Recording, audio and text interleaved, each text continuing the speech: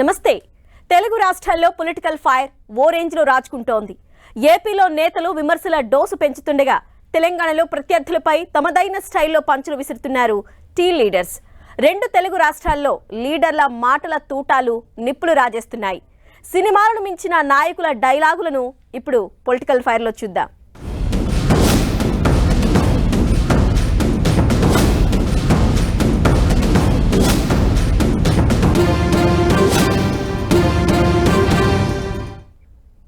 ఆంధ్రప్రదేశ్కు అమరావతి ఒక్కటే రాజధానిగా ఉంటుందని, దానికోసం ప్రతి ఒక్కరూ టీడీపీని ఓటు వేసి గెలిపించాలన్నారు ఆ పార్టీ అధినేత చంద్రబాబు. 3 రాజధానులతో మోసం చేస్తున్న వైసీపీ ఫ్యాన్ రెక్కలను విరిచేయాలన్నారు. రాష్ట్రంలో యువతకు ఉద్యోగ ఉపాధి అవకాశాలు కల్పించడం తమ బాధ్యత అన్నారు. వచ్చే ఎన్నికల్లో వైసీపీని చిత్తుచిత్తుగా ఓడించాలని ప్రజలకు పిలుపునిచ్చారు. రాజధాని ఏమీ చెయ్యలేరు. అమరావతి మన రాజధానిగా ఉండాలా లేదా? ఇది 5 కోట్ల నినాదం. ఇది 5 కోట్ల ప్రజల యొక్క కోరిక. సాధిస్తావా లేదా? అందుకే కోరుతున్నా, ఇది తప్పకుండా సాధ్యమవుతుంది. ఏవైతే హింసా రాజకీయాలు చేస్తున్నాడో దానిపైన ఆ రెక్కను మీరు కూడా రెగ్గొట్టేయాలి. 3 రెక్కలు ఎరగొట్టి రెక్కలు లేని ఫ్యాన్ ని రివర్స్ సీఎంకి ఇస్తే హ్యాపీగా తాడేపల్లి గూడెంలో కూర్చొని ప్యాలెస్ లో కూర్చొని ఆలోచిస్తా ఉంటాడు. ఒకవైపు ఫ్యాన్ పార్టీపై చంద్రన్న కర్రర్ చేస్తుంటే మరోవైపు మరోసారి సీఎం జగన్ పైన వైసీపీ పైన ఫైర్ అయ్యారు AP Congress chief YS Sharmila. తాను వైఎస్ రాజశేఖర రెడ్డి బిడ్డనని, ఎవరు అవునన్నా కాదన్నా పులి కడుపున పులే పుడుతుందన్నారు. ఏపీ ప్రజలకు మంచి చేయడానికి ఇక్కడికి వచ్చానని, ఇది తన పుట్టినిల్లు అన్నారు. ఏపీకి ప్రత్యేక హోదా తెచ్చే వరకు పోరాడతానన్నారు షర్మిల. మరి మీకు లేవా విలువలు, విశ్వసనీయతలు? ఆలోచన చేయాలి. తెలుగు ప్రజలు పిచ్చోళ్ళు కాదు, అన్ని గమనిస్తున్నారు, అన్ని చూస్తున్నారు. నేను రాజశేఖర రెడ్డి బిడ్డను. పులి కడుపున పులే పుడుతుంది. రాజశేఖర రెడ్డి రక్తం నాలో ప్రవహిస్తుంది. నేను రాజశేఖర రెడ్డి బిడ్డ వైఎస్ షర్మిల రెడ్డి. నా పేరు ఇదే, నా ఉనికి ఇదే. ఎవరు కాదన్నా, ఎవరు అవునన్నా, ఎవరు గీ పెట్టినా నేను వైఎస్ షర్మిల రెడ్డి. ఆంధ్ర రాష్ట్ర ప్రజలకు మేలు చేయడానికే ఇక్కడికి వచ్చాం. నా గుండెలో నిజాయితీ ఉంది. ఆంధ్ర రాష్ట్ర ప్రజలకు వాళ్ళ హక్కులు కల్పించాలని రాజశేఖర రెడ్డి బిడ్డ ఈ రోజు తన పుట్టినింటిలో ఆంధ్ర రాష్ట్రంలో అడుగుపెట్టింది. నిలబడుతుంది, కొట్లాడుతుంది. ప్రత్యేక హోదా వచ్చేంత వరకు రాజశేఖర రెడ్డి బిడ్డ ఇక్కడ నుంచి కదలదు. పోలవరం వచ్చేంత వరకు రాజశేఖర రెడ్డి బిడ్డ ఇక్కడ నుంచి కదలదు. మన రాష్ట్రానికి, మన బిడ్డలకు ఉద్యోగాలు రావాలి, మన రాష్ట్రం అభివృద్ధి చెందాలి.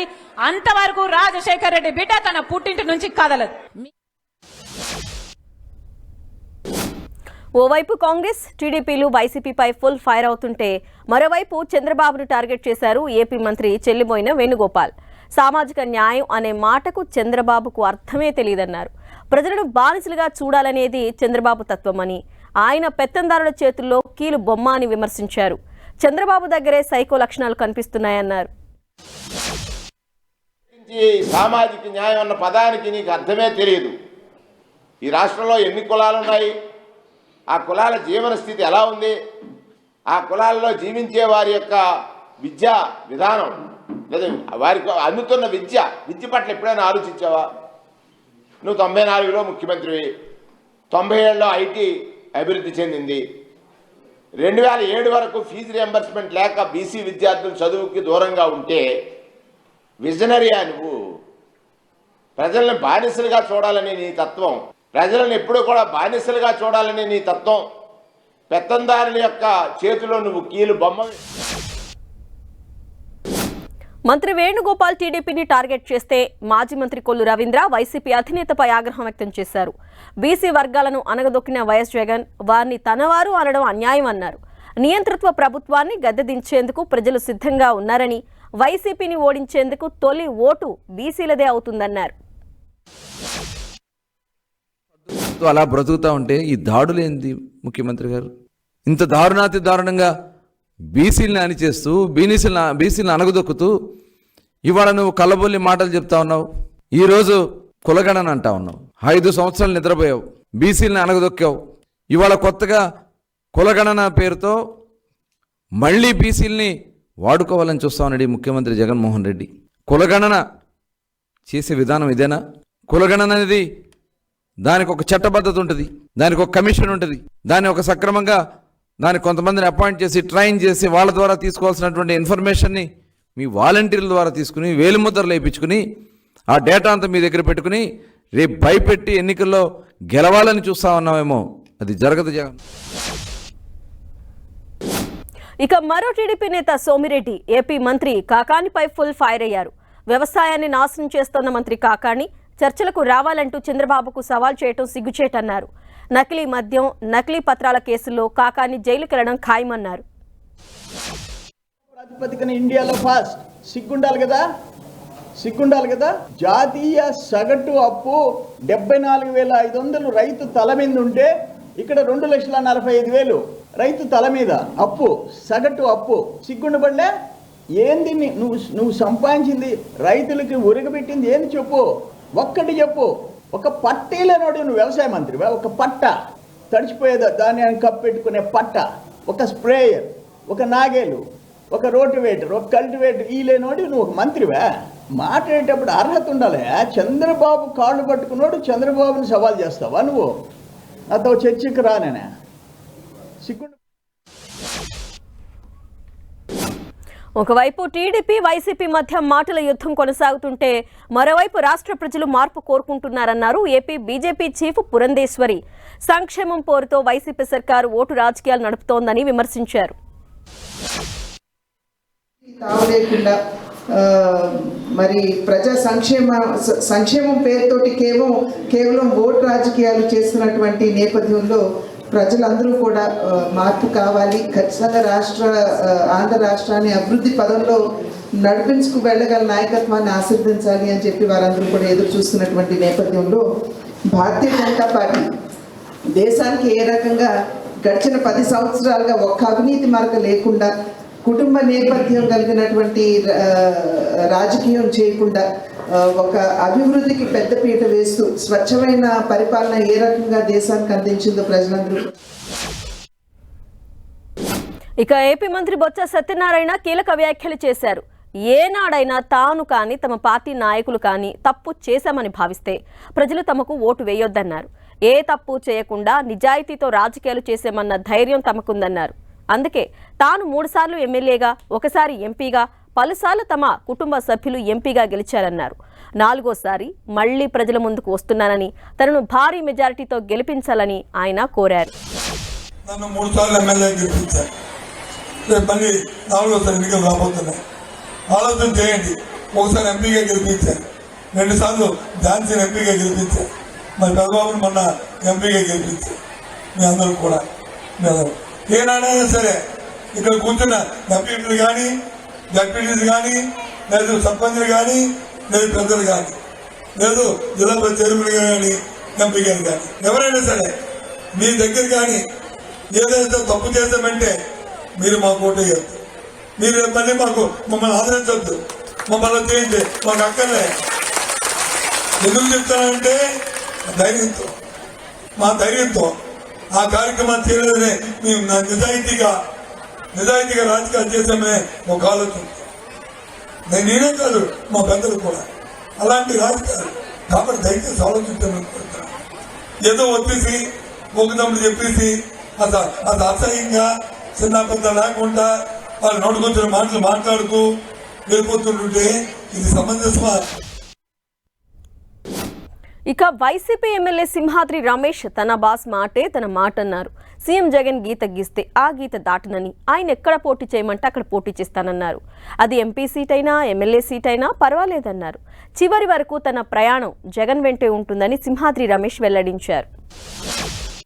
గీత గీసి ఈ గీత దాటమంటే దాటడం మేము కారణం ఏంటంటే గీత ఎటువంటి గీత అంటే ప్రతి దాంట్లోనూ ప్రతి ఆలోచనలను జగన్మోహన్ రెడ్డి గారికి పేదవాడికి ఉపయోగపడేటట్టుగా ఈ రాష్ట్ర ప్రజలు మంచిగా బతకాలని అభివృద్ధిలోకి రావాలని కోరుకునే మనిషి జగన్మోహన్ రెడ్డి గారు. అటువంటి ఆయన చెప్పిన దాన్ని మేము కాదనగలుగుతాం. పార్టీకి ఏది అవసరమైతే దానికి చేయడానికి సిద్ధంగా ఉన్నాం. ఎంపీగా పోటీ చేయమంటే ఎంపీగా పోటీ చేస్తా, ఎమ్మెల్యేగా పోటీ చేయమంటే ఎమ్మెల్యేగా పోటీ చేస్తా. కాదన్నా నాకు ఇంకొక మనిషి ఉన్నాడు, నీకంటే మంచోడు, జనానికి పనిచేయగలిగే శక్తి ఉంది అంటే గౌరవంగా స్వీకరిస్తా, ఆయనతో పాటు ఉంటా. అంతేగాని ఇటువంటి తప్పుడు రాతలో తప్పుడు కోతలో కొయ్యటం ఈ మన చంద్రబాబు. టీడీపీ పేదవాళ్లకు అన్యాయం చేస్తోందని గమనించి పార్టీ నుంచి బయటకు వచ్చినట్లు TDP rebel MLA Vasupalli Ganesh తెలిపారు. నోటీసులపై స్పీకర్కు వ్యక్తిగతంగా వివరణ ఇచ్చిన వాసుపల్లి గణేష్ స్పీకర్ తీసుకునే ఏ నిర్ణయానికైనా కట్టుబడి ఉంటానని తెలిపారు.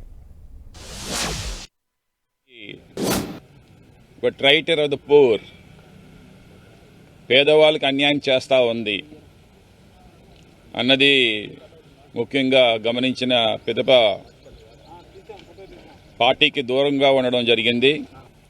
నేను పార్టీకి దూరంగా ఉండడం వాస్తవం. పేదలకు అన్యాయం చేసే పార్టీతోటి ఎమ్మడలేక నేను దూరంగా ఉండడం మాట వాస్తవం. అదే జరిగింది. సో ఏ యాక్షన్కైనా సరే, స్పీకర్ గారు తీసుకునే ఏ యాక్షన్కైనా సరే నేను కట్టుబడి ఉంటానని చెప్పేసి. మాట జారొద్దని ఒకవైపు కేటీఆర్ కు భట్టి స్ట్రాంగ్ వార్నింగ్ ఇస్తుంటే కేసీఆర్ కాలు గోటికి రేవంత్ సరిపోరని కేటీఆర్ చేసిన వ్యాఖ్యలపై మంత్రి కోమటిరెడ్డి వెంకటరెడ్డి ఫైర్ అయ్యారు. కాలి గోటికి సరిపోని వాడే బీఆర్ఎస్ ను తొక్కి మిమ్మల్ని ఫామ్ హౌస్ లో పండబెట్టారన్నారు. సీఎం రేవంత్ పై నోటుకొచ్చినట్టు మాట్లాడడం సరికాదని, ఇప్పటికైనా కేటీఆర్ తన పద్ధతి మార్చుకోవాలన్నారు.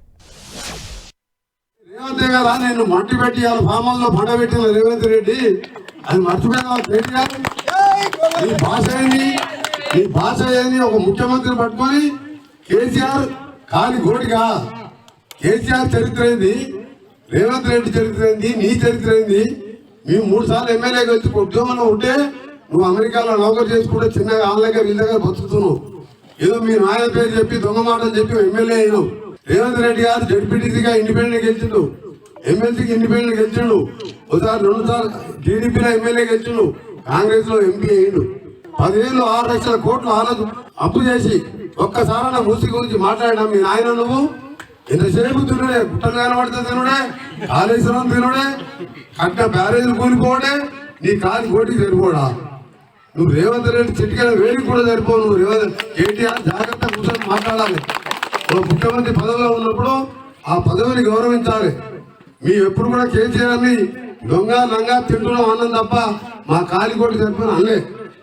మేము ఇచ్చిన తెలంగాణ దళితులు ముఖ్యమంత్రి చేస్తాను తిట్టావు, అనదనుకుంటా 100 తిట్లు తింటున్నావు. కానీ భాష మార్చుకో.